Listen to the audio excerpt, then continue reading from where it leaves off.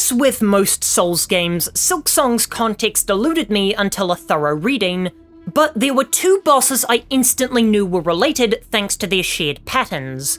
Widow's boss encounter established a narrative and mechanical blueprint that Grandmother Silk later expanded into her full boss fight, creating a layer of foreshadowing that trains you for this climactic confrontation. Our first parallel is the deliberate two-phase structure that features an intermission in the form of a fake-out death.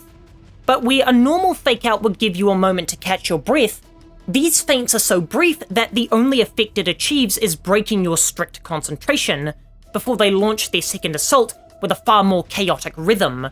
This is shown through how they begin tearing down the rocks from the ceiling in an attempt to squash you. Both of these fights take place at the boss's lair, meaning that the arenas have some personal significance to them, yet this Weaver has irked them to the point that sentimentality means a little when retribution is so close. However, this also communicates a teacher-student relationship between Widow and Silk, as Grandmother Silk has a fondness for vertical attacks as she summons blades to drop on the arena. Widow has tried to imitate this strategy, pulling the bells surrounding her down to fell Hornet from above.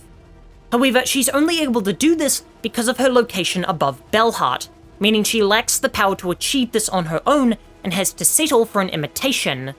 Meanwhile, Silk is able to bring forth the full destructive power of this directional assault by layering multiple vertical threats. And when both are pushed to their limit, they employ the same strategy of deceiving their opponent, before flying into a frenzy where they'll destroy everything as long as they can crush the defiant whelp before them. Yet both bosses also have attacks from the inverse direction with almost identical tells.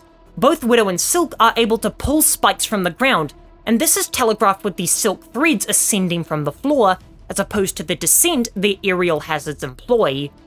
The mechanical purpose of these attacks is identical between both bosses, an area denial that forces you into a more vulnerable aerial position where you have less movement control and are an easier target. And since they both combine aerial projectiles in the forms of bells and scissors, neither has trouble following up on these denials. Yet another tactic Widow has taken from her mentor. In fact, Widow's journal entry states that, quote, her own silk was bound useless by heavy pins lodged through her spines, which serves as foreshadowing that she's not using her own powers to fight you, rather she's channeling someone else's, meaning that she's literally using Grandmother Silk's threads to recreate scaled-down versions of her tactics.